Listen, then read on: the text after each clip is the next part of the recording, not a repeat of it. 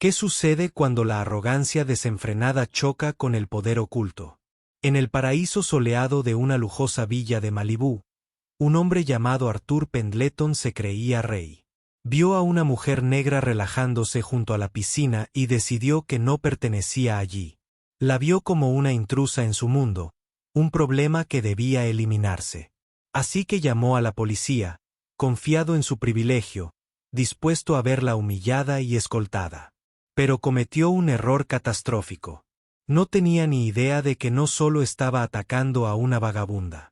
Estaba atacando al subdirector adjunto de contraterrorismo del FBI. Esta no es solo la historia de un encuentro racista. Trata del momento trascendental en el que el mundo de un acosador es desmantelado pieza a pieza por la misma persona a la que intentó destruir. El hijo de California era un tirano benévolo, azotando las cristalinas aguas turquesas de la piscina infinita de Azure Crest Villas. El aire, impregnado de un aroma a sal y jazmín nocturno, era quieto y denso. Para la doctora Amani Sterling, ese era el objetivo. Por primera vez en lo que parecía una vida entera, no había teléfono sonando, ni PDB urgentes, ni informes presidenciales diarios, ni amenazas geopolíticas latentes que exigieran su atención inmediata. Solo había el sol en su piel, el suave chapoteo del agua contra el borde de la piscina y el denso thriller legal de John Hissam descansando en su regazo. A sus 42 años, Emani se había ganado esto, cada segundo. Su camino hasta convertirse en subdirectora adjunta de la división antiterrorista del FBI había sido un ascenso agotador, un camino pavimentado con sacrificio, dedicación incansable y la clase de brillantez discreta que la hacía tan respetada como temida en los pasillos del edificio J. Edgar Hoover. Era una mujer capaz de desmantelar una célula terrorista desde un centro de operaciones seguro en Washington D.C. antes del desayuno. Pero aquí en Malibú, ella era solo Imani, una mujer en un elegante traje de baño de una pieza, intentando olvidar el peso del mundo que tantas veces soportaba. Las villas Azure Crest eran la cumbre del lujo discreto, un santuario para los ultrarricos, que valoraban la privacidad por encima de todo. Cada una de las 12 villas tenía su propia entrada privada. Pero todas compartían una magnífica piscina central y terraza, un espacio comunitario para una comunidad que rara vez interactuaba. Imani había alquilado la Villa 7 durante 2 semanas, una reserva anónima a través de un servicio de alta gama. Era una recarga necesaria. Los últimos 6 meses habían sido una pesadilla de complots frustrados y noches de insomnio, que culminaron con la exitosa neutralización de una amenaza contra el puerto de Long Beach. Su equipo había trabajado impecablemente. Su recompensa fue este silencio. El silencio no fue roto por un sonido, sino por una presencia. Una sombra cayó sobre su página. No levantó la vista de inmediato. En su trabajo, uno aprende a evaluar una situación sin revelar su conciencia. Observó la fuente de la sombra a través del reflejo de sus gafas de sol. Un hombre, blanco, de unos 50 y tantos años, con ese físico suave y arrogante que denotaba entrenadores personales caros y comidas aún más caras. Vestía pantalones cortos de lino blanco impecable y un polo rosa pastel. El cuello de la camisa le daba un aire de confianza inmerecida. Un Rolex de oro, un Submarine, brillaba en su muñeca. Se aclaró la garganta, un sonido como el de grava al ser molida bajo un mocasín de cuero suave. «Disculpe», dijo. Las palabras fueron educadas. El tono fue todo lo contrario. Imani bajó lentamente su libro, marcando la página con un dedo. Se subió las gafas de sol, revelando unos ojos tranquilos, inteligentes y completamente ilegibles. Sí. El hombre señaló vagamente la zona de la piscina, un movimiento amplio que pretendía abarcar toda la exclusiva propiedad. Esta zona es solo para residentes y sus invitados registrados. No era una pregunta. Era una acusación. La matriz interna de evaluación de amenazas de Imani, un mecanismo que jamás podría desactivar del todo, emitió un zumbido sordo. Un hombre de mediana edad muestra signos de agresión territorial y una presunción exagerada. Nivel de amenaza, insignificante, pero muy irritante. Soy consciente, dijo con voz serena y suave. El mensaje de bienvenida era bastante claro. La sonrisa del hombre era tenue, un simple gesto de los labios que no alcanzaba sus fríos ojos azules. Cierto. Bueno, soy Arthur Pendleton. Soy el dueño de la Villa 3. Llevo más de una década como propietario. Conozco a todo el mundo. Y a ti no, dijo. Propietario, con un énfasis particular, una palabra que pretendía establecer una jerarquía. Él era el propietario. Ella, en el mejor de los casos, era una invitada temporal. En el peor, en su mente, era algo completamente distinto. Y Manny conocía este guión. Lo había visto desarrollarse en diferentes lugares a lo largo de su vida. Desde exclusivos clubes de campo a los que había sido invitada como ponente hasta salas VIP de primera clase en aeropuertos. Y Manny Sterling ofreció, sin darle más detalles. Villa 7. La mirada de Pendleton se dirigió a la Villa 7, un amplio apartamento de 3 habitaciones al fondo de la terraza. La incredulidad nubló sus rasgos. Procesaba su nombre, su presencia, su derecho a poseer esa villa en concreto, y su cerebro pareció sufrir un cortocircuito. La disonancia cognitiva era casi cómica. Una mujer negra sola en uno de los alquileres más caros. Simplemente no cuadraba en su visión del mundo. Villa 7, repitió, con escepticismo destilando cada sílaba. Ese es uno de los alquileres premium. Cuesta una pequeña fortuna. Cuesta. Amy asintió, sin ofrecer más explicaciones. No estaba obligada a justificar sus finanzas ante este hombre. Cogió su libro, una clara señal de que la conversación había terminado. Pero Arthur Pendleton no era un hombre que captara señales. Era un hombre que daba órdenes. Creo que ha habido algún error.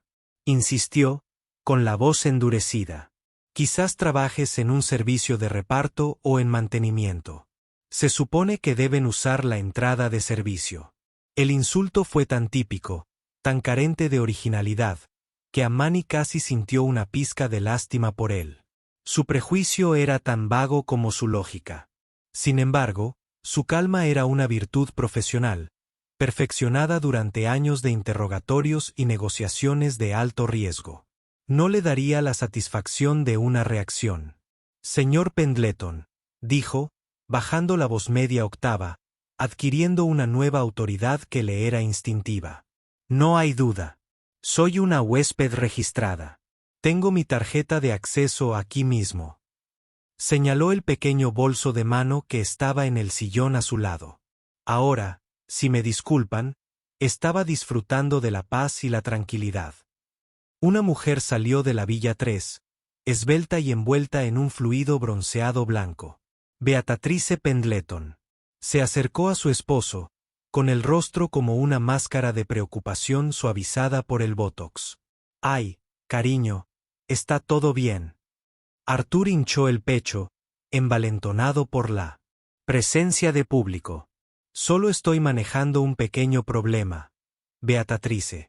Parece que tenemos a una persona no autorizada usando las instalaciones». Miró directamente a Manny, con la voz lo suficientemente alta como para que cualquiera en un radio de 15 metros la oyera. Afirma alojarse en la Villa 7, pero se niega a proporcionar pruebas. Era mentira. Él no había pedido pruebas. Él tenía. Hizo una suposición y luego una exigencia. Y Manny suspiró para sus adentros. La hermosa y tranquila tarde había terminado oficialmente. Metió la mano en su bolso, sacó la elegante tarjeta negra de la Villa 7 y se la mostró. El número de la villa estaba claramente grabado en plata. ¿Es esto prueba suficiente para usted, señor Pendleton?, preguntó, con la paciencia agotándose peligrosamente. ¿O prefiere que también le traiga mi contrato de alquiler? Para una persona normal, esto habría sido el final. Un malentendido vergonzoso, una disculpa discreta, una retirada apresurada. Pero Arthur Pendleton no era una persona normal.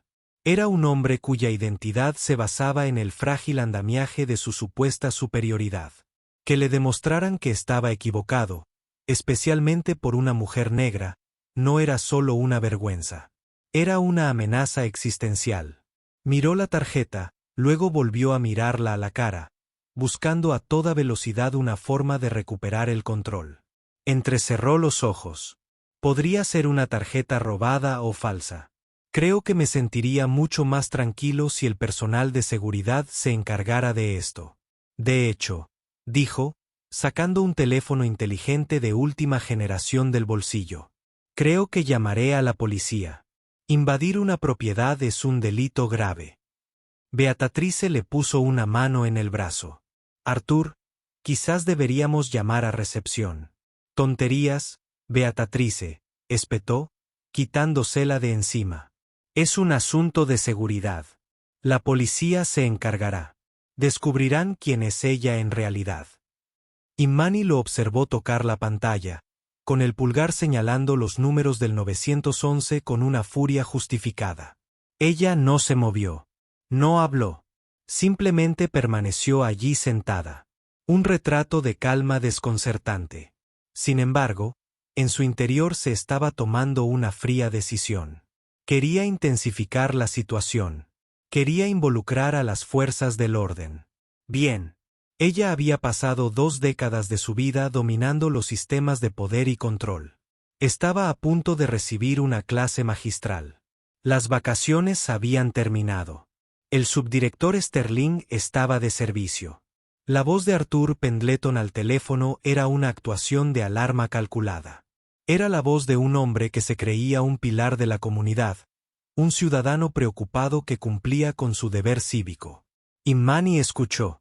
Su expresión era indescifrable, analizando cada palabra, cada entonación. Había escuchado miles de llamadas como esta, algunas de informantes, otras de escuchas telefónicas, otras de víctimas aterrorizadas. Esta era diferente. Era el sonido de la arrogancia pura y dura que usaba el sistema como arma. Sí, operador. Me llamo Arthur Pendleton, empezó, paseándose por las baldosas de piedra caliza de la terraza de la piscina. Estoy en Azure Crest Villas, 2700 Pacific Coast Highway. Tenemos un problema. Una intrusa. Sí, una mujer. Ha entrado en nuestra piscina privada y se niega a irse. Hizo una pausa, escuchando al operador. Beatrice rondaba detrás de él, haciendo sonar las manos, pálida. Era una cómplice silenciosa, su inacción una forma de consentimiento. No lo sé, continuó Arthur, con la voz cargada de implicación. Parece sospechosa, fuera de lugar. Se puso muy agresiva cuando la confronté. Imani tomó nota mental.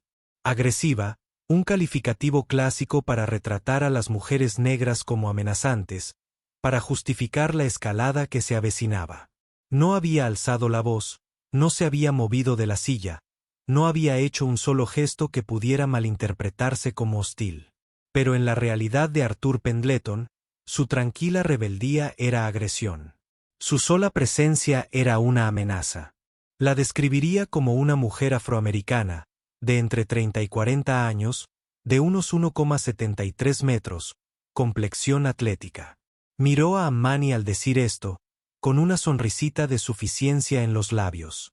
La estaba evaluando como si fuera una propiedad, catalogándola para las autoridades. Sí, creo que puede ser un peligro para los residentes. Tenemos niños aquí. Pagamos un precio alto por la seguridad y la privacidad. Me gustaría que enviaran agentes inmediatamente para sacarla. Terminó la llamada con una floritura. Están en camino. Les anunció a su esposa y a Imani como si hubiera evitado una catástrofe él solo. Se cruzó de brazos, plantando los pies firmemente en el suelo. Ahora era el guardián de la puerta, el autoproclamado protector de este santuario desteñido por el sol. Imani se levantó lentamente de su tumbona. Fue un movimiento fluido y deliberado, sin brusquedad alguna. Se envolvió una toalla alrededor de la cintura, sin apartar la mirada del rostro de Arthur. Señor Pendleton, dijo con voz tranquila, pero con una innegable fuerza. Voy a darte una última oportunidad para que reconsideres tu proceder. Cometiste un grave error basado únicamente en prejuicios. Puedes terminar esto ahora mismo. Discúlpate por tu comportamiento. Regresa a tu villa y todos podremos fingir que este desafortunado incidente nunca ocurrió. Fue una oferta generosa, mucho más generosa de lo que merecía. En la agencia, era lo que llamaban una salida, una última oportunidad para que un sujeto calmara la situación antes de que las consecuencias se volvieran inevitables. Arthur Pendleton rió. Fue un breve ladrido lleno de burla. Discúlpate. Debes estar bromeando. La única persona que se irá eres tú. Esposada, y Manny sostuvo su mirada por un largo momento. Lo vio todo al descubierto. La profunda inseguridad, la desesperada necesidad de dominio, la profunda ignorancia que alimentaba su odio. Era un hombre que nunca había sido realmente desafiado. Un hombre que había flotado por la vida en una nube de privilegios, convencido de su propia rectitud inherente. No podía verla. Salió de la rampa porque no creía estar en ruta de colisión. Creía que estaba conduciendo por la carretera. Muy bien, dijo ella en voz baja. Ya has tomado tu decisión. Se apartó de él y caminó tranquilamente hacia la Villa 7. No tenía prisa. Su paso era mesurado y seguro. Arthur la vio irse con una mueca triunfal. Así es. Vuelve corriendo a donde viniste, le gritó. La policía te encontrará. Pensó que se retiraba. Pensó que había ganado. No tenía forma de saber que no huía de él. Se preparaba para él. Dentro de su villa, el aire era fresco y tranquilo. Pasó junto a la cocina gourmet y los ventanales con impresionantes vistas al mar, dirigiéndose directamente al dormitorio principal. En la mesita de noche, junto a una botella de agua y una biografía de Harriet Tubman, estaba su teléfono personal. Lo ignoró. En el fondo de su equipaje de mano, entre zapatillas y ropa deportiva, estaba su teléfono del trabajo, un dispositivo gubernamental con un cifrado estricto. Lo cogió. Su huella dactilar lo desbloqueó al instante. No necesitó buscar un número. Lo tenía memorizado junto con docenas de otros que podían movilizar agentes federales en minutos. Hizo una pausa. Podría terminar esto con una llamada. Podría tener un equipo de agentes de la oficina local de Los Ángeles aquí en 20 minutos. Sirenas a todo volumen. Hacer que la policía local pareciera policía de centro comercial. Sería dramático y profundamente satisfactorio a nivel personal. Pero esa no era la jugada inteligente. La jugada inteligente era dejar que el sistema al que Pendleton había recurrido siguiera su curso. Dejar que llegara la policía local. Dejar que respondieran a su informe sesgado. Dejar que la vieran. Dejar que buscaran su nombre. Dejar que todo el desagradable proceso se desarrollara exactamente como lo haría para cualquier otra mujer negra en su posición que no tuviera al director del FBI en marcación rápida.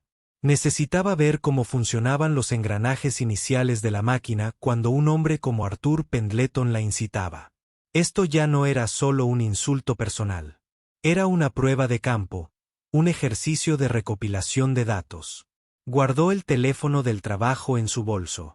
En cambio, fue a su billetera y sacó dos cosas: su licencia de conducir y sus credenciales principales del FBI. Su título oficial estaba impreso en letras mayúsculas debajo de su fotografía. Imani Sterling, subdirectora adjunta de la División Antiterrorista. Era un currículum vitae y un arma, todo en un pequeño trozo de plástico. Se guardó su licencia de conducir en el bolsillo, pero dejó las credenciales en él. Mesita de noche. No empezaría con eso. Quería ver sus cartas antes de mostrar las suyas. Regresó a la zona de la piscina. No regresó a su tumbona. En cambio, se quedó de pie cerca del borde, con los brazos cruzados, observando la entrada principal del complejo de villas. Ya no era una mujer de vacaciones. Era una operadora en un entorno hostil, controlando el terreno, esperando el primer movimiento del enemigo. Arthur y Beatrice estaban sentados en una mesa de hierro podrido bajo una gran sombrilla, bebiendo té helado, una grotesca parodia del ocio civilizado. La vieron susurrar entre sí. Vieron a una intrusa desafiante. No tenían ni idea de que estaban ante una de las mujeres más poderosas de las fuerzas del orden de Estados Unidos. Una mujer que había enfrentado a terroristas y traidores. Una mujer que ahora concentraba todo su formidable intelecto en un hombre mezquino e intolerante llamado Arthur Pendleton. Las sirenas de la policía comenzaron a aullar en la distancia, un grito débil que se acercaba cada vez más, señalando el fin del mundo de Arthur tal como lo conocía. El sonido de las sirenas se intensificó, resonando en los setos cuidados y los techos de terracota de Azure Crest. Era un sonido completamente ajeno a este tranquilo enclave de riqueza, una discordante intrusión del mundo exterior. 2 patrullas del departamento del sheriff del condado de Los Ángeles se detuvieron en la entrada. Unos momentos después, 2 agentes cruzaron el arco principal que conducía a la zona de la piscina. El agente superior era un hombre de unos 40 y tantos años llamado Miller, con el rostro curtido, un ligero ponche y la mirada cansada de quien ha visto demasiado. Su compañero era más joven, de 20 y tantos años, con un uniforme impecable y un corte de pelo estilo militar. Su placa de identificación decía ruso. Era agudo, alerta y aún poseía la seriedad intachable que el trabajo aún no había debilitado. Arthur Pendleton se puso de pie al acercarse, transformándose en su papel de líder comunitario preocupado.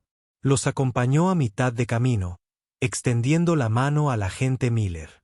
Gracias por la respuesta rápida, agentes, dijo, con la voz impregnada de falsa sinceridad. Arthur Pendleton, Villa 3, soy yo quien llamó. Miller asintió con la cabeza, con la mirada ya escudriñando la escena. Vio una zona de piscina impecable, una mujer con aspecto ansioso y bronceada, y una mujer negra tranquila en traje de baño y toalla junto a la piscina.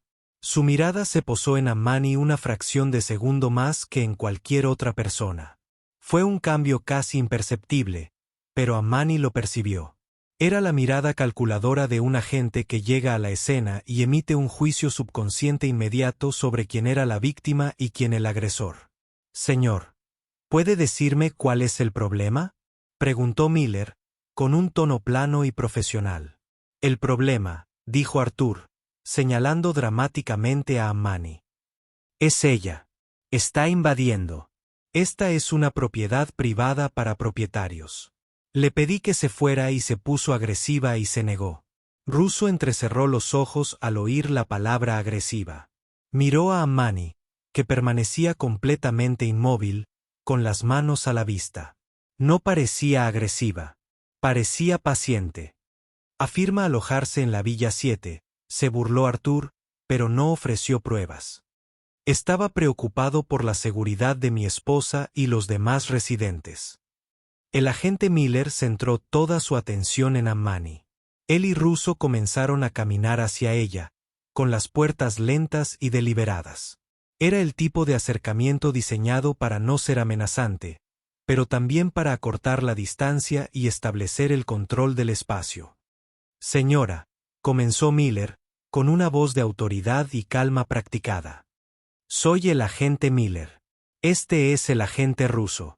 Hemos recibido una denuncia por intrusión en propiedad privada. ¿Puede decirnos su nombre y qué hace aquí? Ammani lo miró directamente a los ojos. No miró la pistola en su cadera ni la pistola eléctrica en su cinturón. Lo miró a los ojos. Me llamo Ammani Sterling y soy huésped registrado. Me alojo en la Villa 7. ¿Tiene alguna prueba de ello? Señora, preguntó Russo, con la mano cerca de su bloc de notas. Una llave de la habitación, un recibo. Le enseñé mi tarjeta de acceso al señor Pendleton hace unos minutos, respondió Ammani con voz firme. No estaba satisfecho. ¿Podemos ver la tarjeta de acceso, señora?, pidió Miller. Ammani asintió. Está en mi bolso, en el sillón de allá. ¿Me permite acercarse a buscarla? Fue una elección deliberada de palabras. ¿Me permite? Demostró obediencia. Demostró que comprendía su autoridad en ese momento. Era una táctica de desescalada que enseñaba a los nuevos agentes en Quantico. Controla el lenguaje y podrás influir en el encuentro. Miller asintió. Adelante. Caminó lentamente hacia la silla, plenamente consciente de los 4 pares de ojos puestos en ella.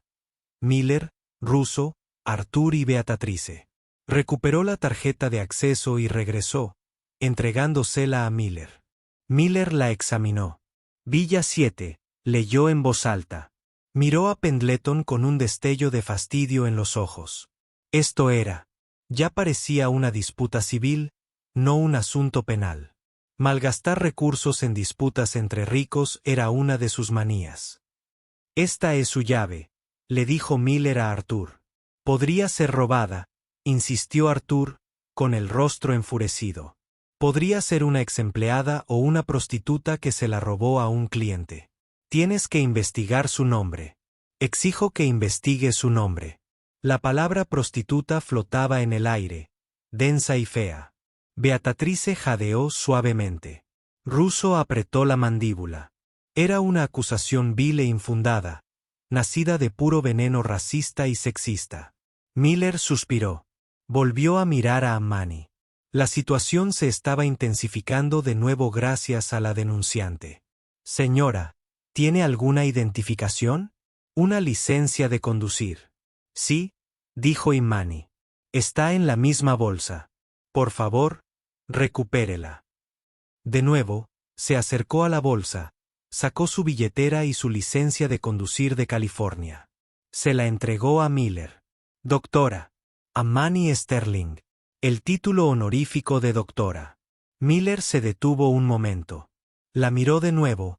Un nuevo dato entró en sus cálculos. La dirección estaba en una zona muy respetable de Los Ángeles. A primera vista, todo parecía perfectamente normal. De acuerdo, doctora. Sterling, dijo Miller. Solo vamos a verificar su nombre para verificarlo todo. Procedimiento habitual. Le entregó la licencia a Russo. Verifíquela, dijo. Russo se alejó unos pasos y comenzó a hablar por la radio que llevaba al hombro, leyendo su nombre y fecha de nacimiento al operador. Artur Pendleton parecía eufórico. Creía que este era el momento de la reivindicación. La computadora de la policía sin duda descubriría la verdad sobre esta mujer. Una orden judicial, un arresto previo, algo que confirmaría su intuición.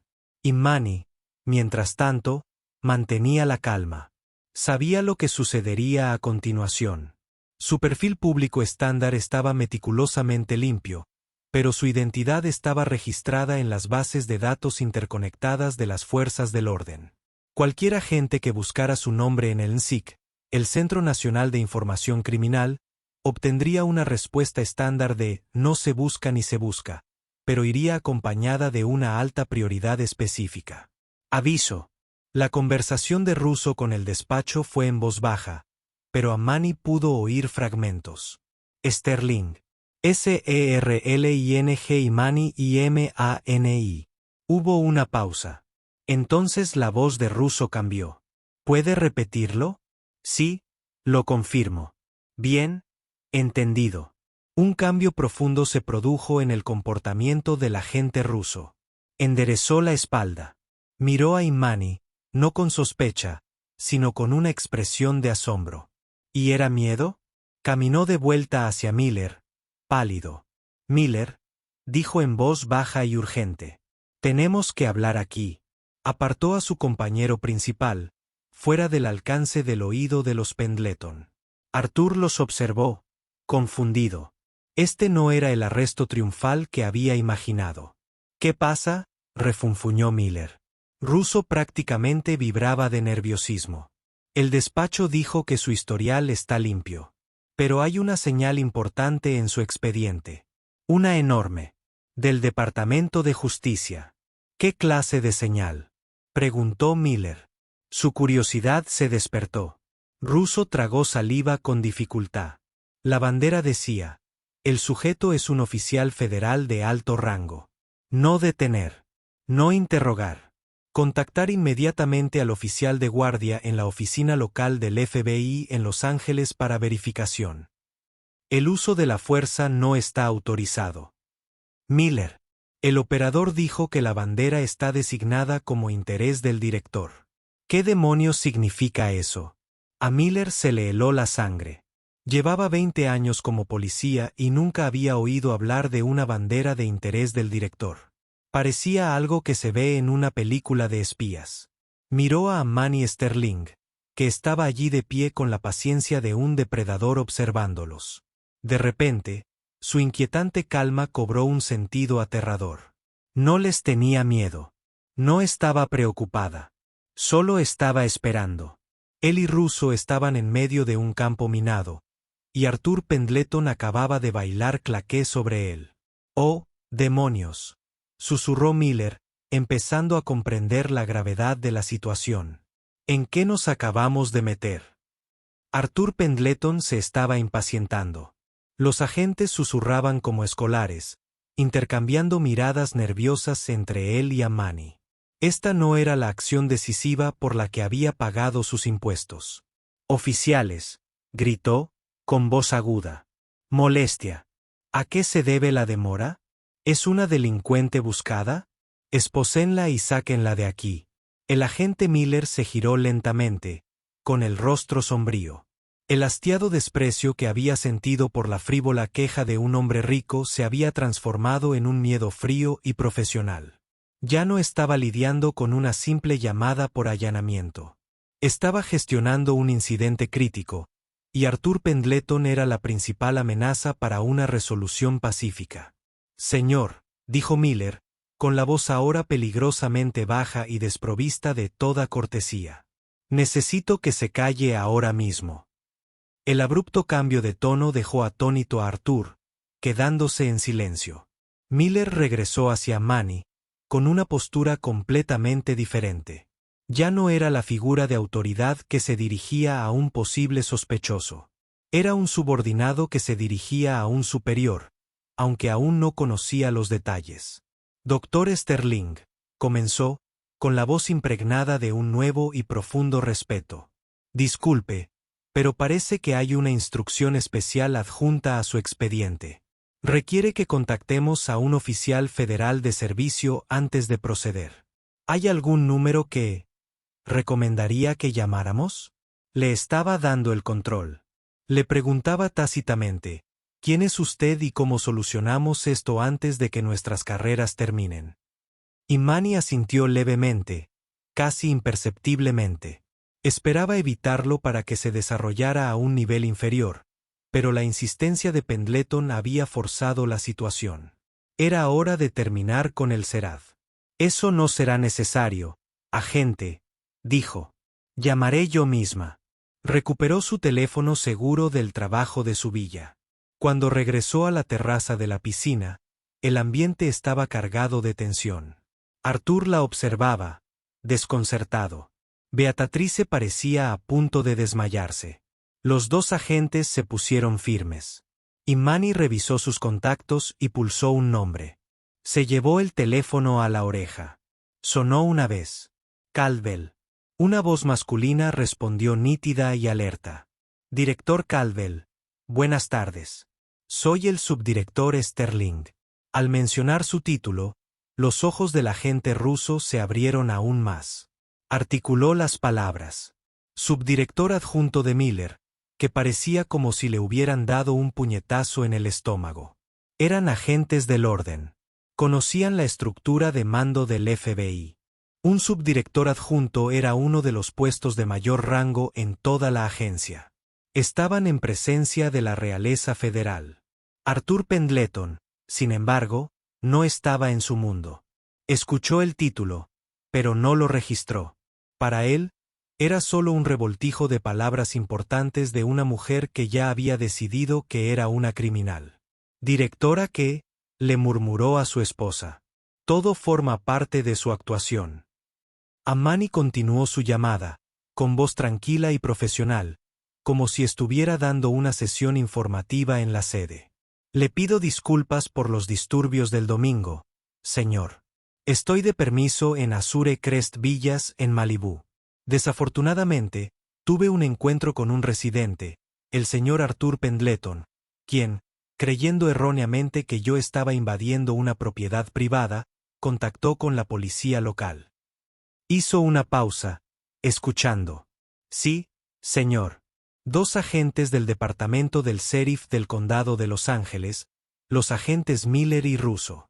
Han sido profesionales dadas las circunstancias. Les hizo un gesto de asentimiento a los 2 agentes, un pequeño gesto de cortesía que probablemente les salvó la carrera en ese instante. Sin embargo, el denunciante, el señor Pendleton, insiste en mi arresto, tras haber hecho varias acusaciones infundadas y calumniosas. Otra pausa. Sí, señor. Creo que una llamada suya al comandante de la comisaría sería la manera más eficiente de aclararles la situación. Escuchó un momento más. Gracias, director. Pondré al agente Miller al teléfono para que pueda obtener los detalles de la comisaría directamente de él. Sterling fuera. Bajó el teléfono y se lo ofreció a Miller. El director Caldwell, agente especial a cargo de la oficina de campo de Los Ángeles, quería hablar con él. Miller tomó el teléfono como si fuera una granada activa. ¿Estuvo aquí el agente Miller, señor?, balbuceó. Escuchó atentamente, su rostro palideciendo a cada segundo que pasaba. Sí, señor. Entiendo, señor. Sí, completamente. Gracias, director Caldwell. Le devolvió el teléfono a Manny, con la mano ligeramente temblorosa. Se giró para mirar a Arthur Pendleton, y toda la diferencia desapareció, reemplazada por una furia gélida. Señor Pendleton, dijo, con la voz temblorosa por una rabia apenas contenida. Está en serios problemas. Arthur estaba estupefacto. ¿Qué? ¿De qué habla? Soy la víctima. No, señor, usted no es la víctima. Russo intervino, desbordado por su ira. Usted es el instigador de una llamada frívola y maliciosa al 911. Ha acosado a un ciudadano, y al parecer, ha interferido con un alto cargo federal. Oficial federal, farfulló Arthur, mientras la realidad finalmente comenzaba a derrumbar su muro de prejuicios. ¿De qué habla? Miller interrumpió su voz como si se rompiera hielo. Es la subdirectora Imani Sterling del FBI. Eso es. La mujer a la que acaba de acusar de prostituta y ladrona tiene una de las autorizaciones de seguridad más altas del país. La directora Caldwell, la jefa del jefe de nuestro jefe, acaba de informarme que supervisa una parte importante de los esfuerzos antiterroristas de nuestra nación. El mundo pareció inclinarse sobre su eje para Arthur Pendleton. Se quedó pálido. Miró a Manny, viéndola realmente. Por primera vez. Ya no veía a una intrusa. Vio una figura de inmenso poder aterrador, una mujer a la que había provocado e insultado con temerario abandono.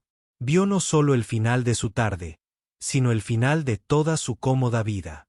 Yo no lo sabía, susurró, palabras débiles e inútiles. Y Manny finalmente habló, su voz desprovista de emoción. Era más fría y cortante que cualquier grito. Ese es el punto, señor Pendleton. No lo sabía. No le importaba saber.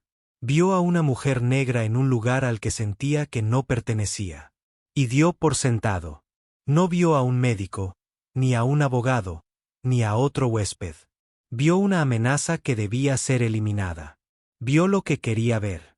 Ella se acercó un paso más, sus ojos fijos en los de él.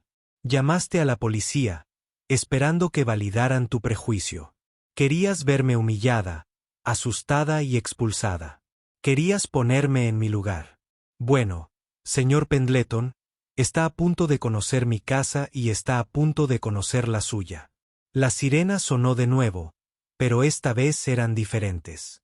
Un sedán negro sin distintivos, de esos que anunciaban a gritos la aplicación de la ley federal, avanzaba a toda velocidad hacia el complejo.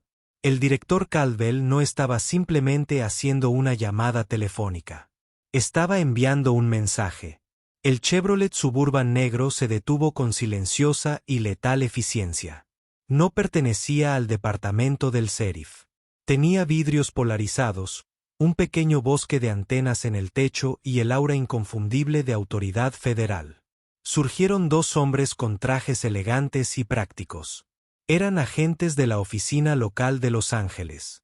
Joven, en forma y con la expresión sombríamente profesional de los hombres que no tenían tiempo para tonterías.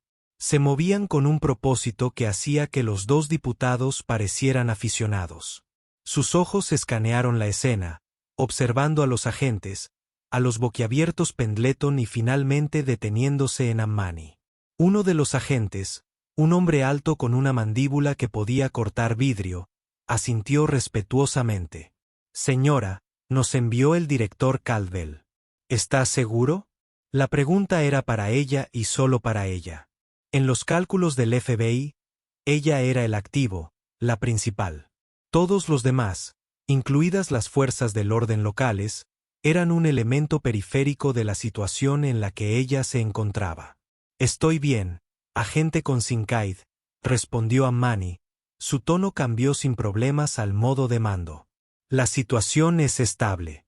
Los diputados Miller y Russo han cooperado una vez que se aclararon las líneas jurisdiccionales. Consincaid volvió a asentir y luego su mirada se posó en Arthur Pendleton. Era una mirada de desprecio profesional puro y puro. Este era el hombre que había hecho perder el tiempo a la oficina, que había acosado a uno de sus propios líderes. Esta fue la fuente del problema. En ese momento, la radio del ayudante Miller cobró vida. Era su comandante de guardia. La voz al otro lado de la línea era frenética, enojada y aterrorizada. Miller se acercó la radio a la oreja. Su postura se vuelve más rígida con cada palabra. Miller, ¿qué está pasando ahí fuera en el nombre de Dios? La voz chilló. Acabo de hablar por teléfono con el agente especial a cargo de todo el FBI de la costa oeste. ¿Tienes alguna idea de a quién has estado interrogando? Sí, señor. Miller dijo por la radio, con la voz tensa. Ahora somos conscientes de la situación. Será mejor que lo estés. Sus pedidos son los siguientes. Debe ofrecer asistencia total e incondicional al director Sterling. Recibirá una denuncia penal completa de ella contra la persona que llamó al 911 por presentar un informe falso y acoso. Luego acompañará al señor Pendleton fuera de las instalaciones. Su estatus de residencia es irrelevante. Y presentará su informe de incidente al final del turno. Y Miller, tú y Russo estaréis en mi alfombra mañana a primera hora. El propio sheriff ya está involucrado. Este es un incendio de 5 alarmas. ¿Me entiendes? Entendido, señor. Miller terminó, con el rostro pálido. Se volvió hacia Arthur, su expresión ahora completamente transformada. Los últimos vestigios de civilidad procesal habían desaparecido, reemplazados por la furia fría de un hombre cuya carrera ahora pendía de un hilo debido a la intolerancia de otro hombre. Arthur Pendleton, dijo Miller, su voz resonaba con autoridad oficial. Está detenido con el propósito de una investigación criminal sobre la presentación de un informe de emergencia falso según el Código Penal de California 148.5. ¿Detenido?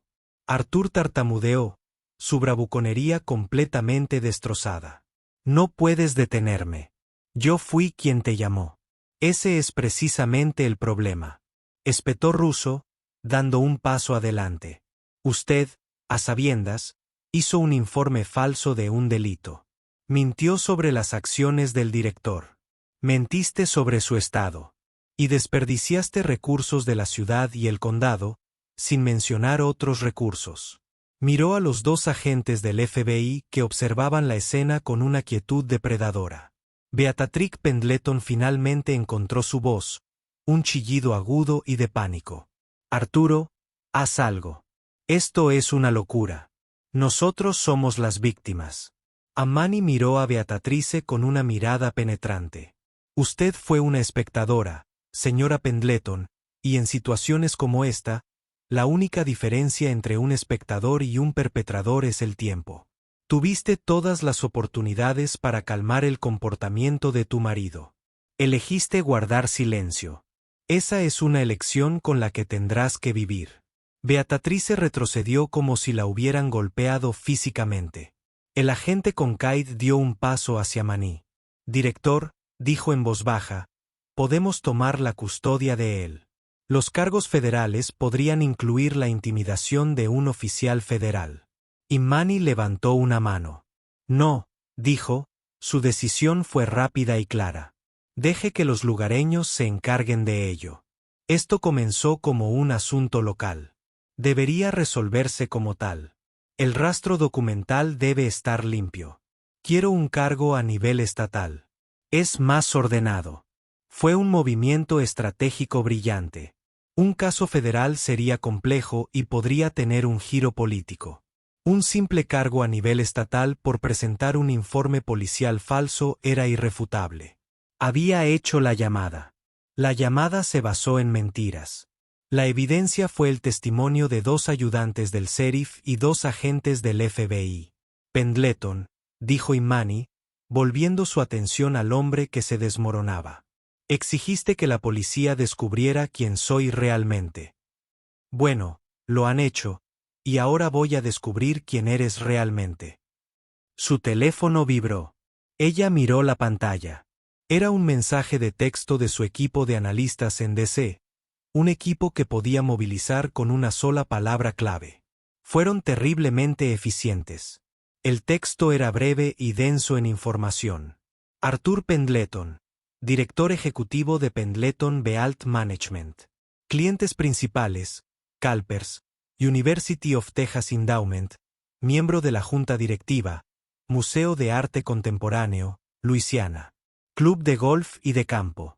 La Villa 3 es de propiedad total. Sin hipoteca. Patrimonio neto estimado de $85 millones. Sin antecedentes penales significativos.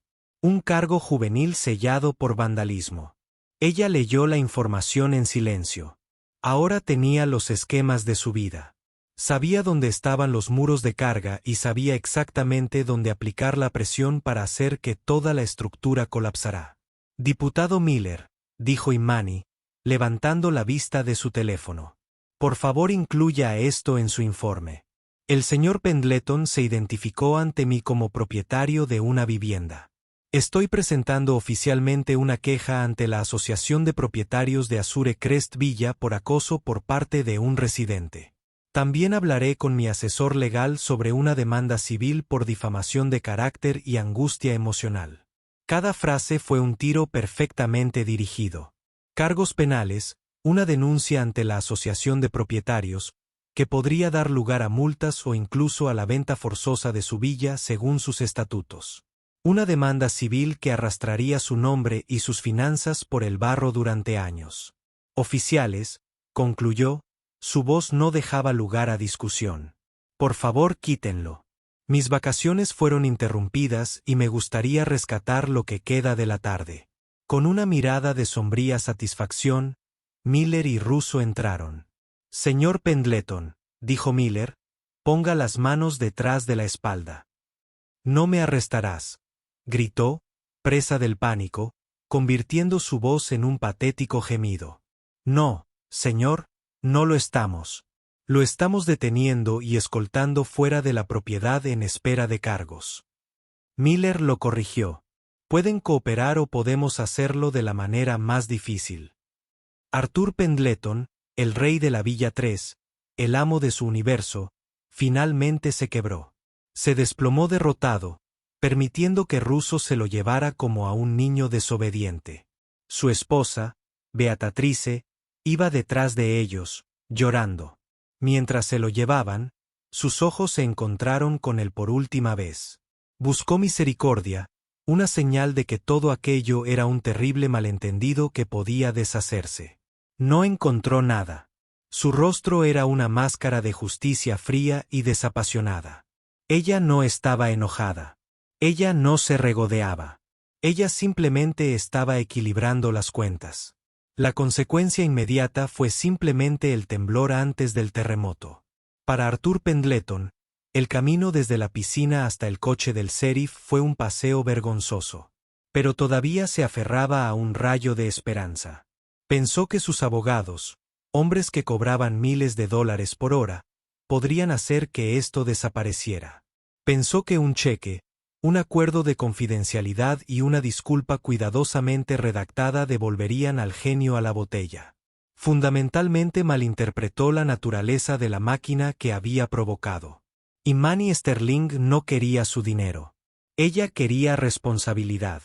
Y el sistema que ella comandaba estaba diseñado para ejecutarlo con una fuerza sistemática aplastante. La cascada comenzó a la mañana siguiente. Primera fase, el tsunami jurídico. La oficina del fiscal de distrito, al recibir el informe del departamento del sheriff, un informe ahora firmado conjuntamente por 2 agentes federales como testigos, aceleró el caso. La acusación de presentar una denuncia policial falsa era la menor de sus preocupaciones. La denuncia formal de Amani ante la División de Derechos Civiles del Departamento de Justicia desencadenó una investigación separada, mucho más seria. El Departamento de Justicia no ve con buenos ojos que los civiles intenten utilizar las fuerzas del orden como herramienta para el acoso racial. Especialmente cuando el objetivo es uno de los suyos. Los investigadores federales comenzaron a investigar silenciosamente toda la vida de Arthur Pendleton. Al mismo tiempo, Imani contrató los servicios de una abogada de derechos civiles notoriamente tenaz en Los Ángeles, una mujer llamada Sharon Knight, que había hecho carrera desmantelando a hombres poderosos. La demanda civil fue presentada el lunes al mediodía. No fue solo por difamación. Fue por causar intencionalmente angustia emocional y por interferir de manera más creativa con los deberes oficiales de un funcionario federal con licencia aprobada. La demanda nombraba no solo a Arthur sino también a su esposa Beatrice como coacusada, citando su papel de cómplice en el acoso. La indemnización solicitada no era por una cantidad monetaria específica, sino por una disculpa pública ordenada por el tribunal y una capacitación intensiva obligatoria sobre prejuicios raciales para ambos, que se pagaría de su propio bolsillo. Era un traje diseñado no con fines de lucro, sino para la humillación y la reeducación. Fase 2. Las noticias sobre la implosión financiera viajan rápido en la era digital. Un bloguero de noticias local informado por una fuente del departamento del sheriff publicó la primera historia.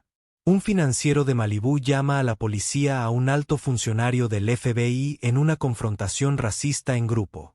La historia completa con la foto engreída de Pendleton y el poderoso título de Amani se volvió viral. El martes ya estaba en el circuito de noticias nacional. La junta directiva de Pendleton Wealth Management convocó una reunión de emergencia. Sus clientes no eran delincuentes menores. Eran instituciones masivas de cara al público. La primera llamada provino del Sistema de Jubilación de Empleados Públicos de California, CalPERS, un fondo de pensiones que gestiona miles de millones de dólares. Su portavoz emitió una declaración pública. CalPERS está comprometido con la diversidad y la inclusión en todas nuestras asociaciones. El supuesto comportamiento del señor Pendleton es contrario a nuestros valores fundamentales. Estamos colocando nuestra cartera con Pendleton Wealth Management bajo revisión inmediata. Ese fue el tiro mortal. Se estaba revisando el lenguaje corporativo porque retiraremos nuestro dinero tan pronto como se seque la tinta de un nuevo contrato. El Fondo de Dotación de la Universidad de Texas hizo lo mismo en cuestión de horas. Individuos de alto patrimonio, presas del pánico, temiendo la toxicidad para la marca de estar asociados con un racista público, comenzaron a llamar para liquidar sus cuentas. La empresa que Arthur había heredado de su padre y había convertido en una potencia financiera estaba perdiendo dinero y su reputación estaba hecha jirones. El miércoles, la Junta emitió un comunicado de prensa. Arthur Pendleton se tomaba una licencia indefinida para centrarse en un asunto personal. Todos sabían que lo habían despedido. Su nombre estaba en el membrete, pero su tarjeta de acceso a la oficina ya no funcionaba. Tercera fase, el exilio social. Los círculos sociales que habitaban Arthur y Beatrice se construyeron sobre una base de apariencias cuidadosamente seleccionadas. Un escándalo relacionado con el racismo no solo era desagradable. Era una mancha que podría contagiarse a cualquiera que estuviera cerca. La Asociación de Propietarios de Azure Crest Villa, frente a una demanda y la amenaza de ser etiquetada como un ambiente hostil, actuó con rapidez, citando el comportamiento inadecuado de una cláusula de residente en sus estatutos. Sancionaron formalmente al señor Pendleton e iniciaron procedimientos para forzar la venta de su villa. Ya no era bienvenido en la piscina, en la sede del club ni en ningún lugar de los terrenos comunes. Luego vino el La Golf and Country Club. La membresía era un símbolo de estatus y la junta directiva del club no podía permitirse la mala prensa. Su membresía fue suspendida en espera de una investigación ética, suspensión de la cual nadie regresó jamás. La misma notificación llegó del Museo de Arte Contemporáneo, donde fue despojado sin contemplaciones de su puesto en la junta directiva. Las invitaciones cesaron. Las llamadas quedaron sin respuesta. Amigos que conocían desde hacía décadas cruzaban la calle para evitarlos. Eran leprosos sociales. El golpe más doloroso llegó desde dentro de su propia casa. Beatrice, que se enfrentaba a su propia ruina social y ahora es objeto de una demanda, veía a su marido no como un protector poderoso, sino como el ancla que la arrastraba al fondo del océano. Hizo las maletas, contrató a su propio abogado y solicitó el divorcio, buscando asegurarse la mitad de sus activos cada vez más menguantes antes de que fueran consumidos por los honorarios legales y el colapso del mercado. Al cabo de una semana, Arthur Pendleton era un hombre solo en una villa multimillonaria. Lo obligaron a vender, su esposa se fue, su empresa se perdió y sus amigos desaparecieron. Había intentado sacar a una sola persona de su paraíso privado. A cambio, el mundo lo había alejado metódica y despiadadamente de todo lo que amaba. 6 meses después, el polvo se había calmado, revelando un paisaje irremediablemente alterado. Imani Sterling estaba en un podio en la Academia de Entrenamiento del FBI en Waco, Virginia. Estaba pronunciando un discurso de apertura ante una clase de nuevos agentes en formación. El tema fue el sesgo implícito y el reconocimiento de amenazas en el campo. Estaba tranquila, autoritaria y más respetada que nunca dentro de la oficina. Nunca mencionó a Arthur Pendleton por su nombre, pero utilizó el incidente de Malibú como caso de estudio. Tu amenaza más peligrosa no siempre será el hombre de la bomba o el espía del microfilm. Ella le dijo a la audiencia envuelta. A veces será una noción preconcebida en tu propia mente. Llegarás a una escena y tu instinto te dirá quién es el bueno y quién es el malo. Tu trabajo es ignorar tus instintos. Tu trabajo es ver los hechos, ver a las personas y ver la verdad, no la historia que te cuenta sobre ellos. El sesgo es una falla de la inteligencia. Te hace predecible. Te hace vulnerable. Te hace ver a un intruso donde deberías ver a un ciudadano. Te hace subestimar a tu adversario. Y en nuestra línea de trabajo, la subestimación es un error fatal. Había ganado su demanda civil. Arthur y Beatrice Pendleton recibieron una orden judicial para asistir y pagar un curso intensivo de 1 año sobre justicia social y racial en UCLA. El tribunal también ordenó que se publicara una carta pública de disculpa en Los Angeles Times. Imani donó el acuerdo financiero nominal al Fondo de Defensa Legal de la NAACP. Para ella, la victoria nunca fue una cuestión de dinero. Se trataba de principios.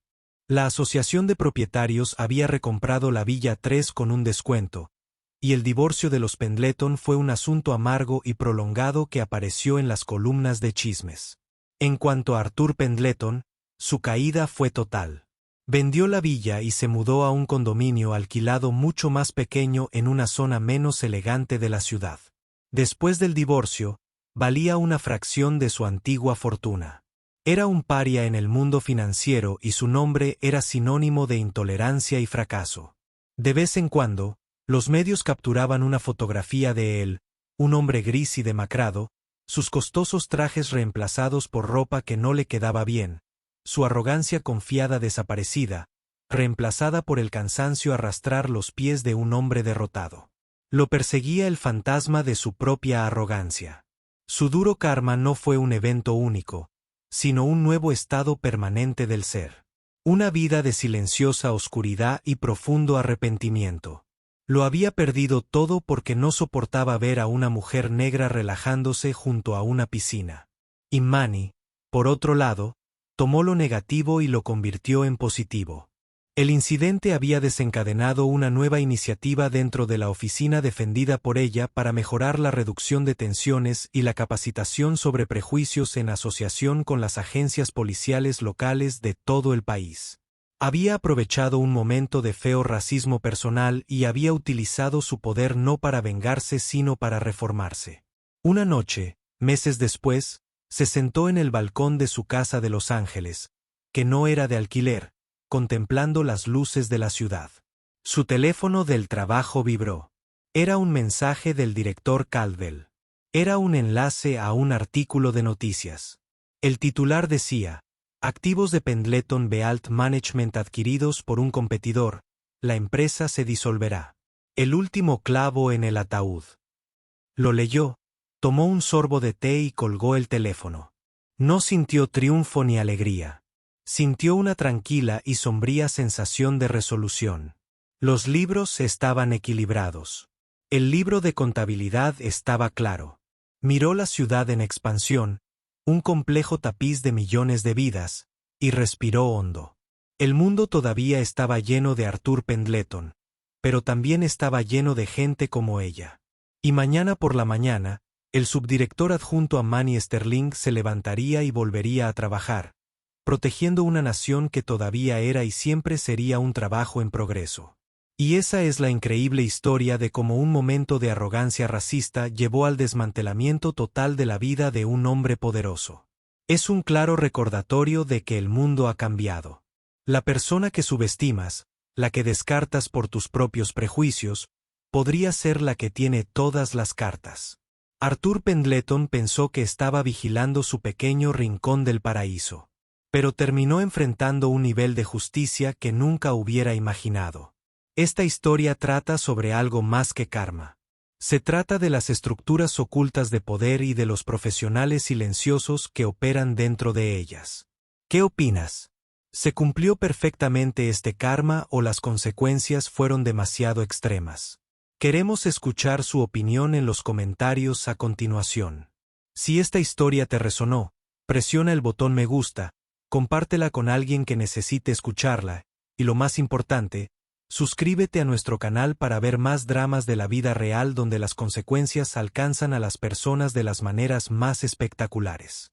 Su apoyo nos ayuda a seguir contando estas importantes historias. Gracias por escuchar.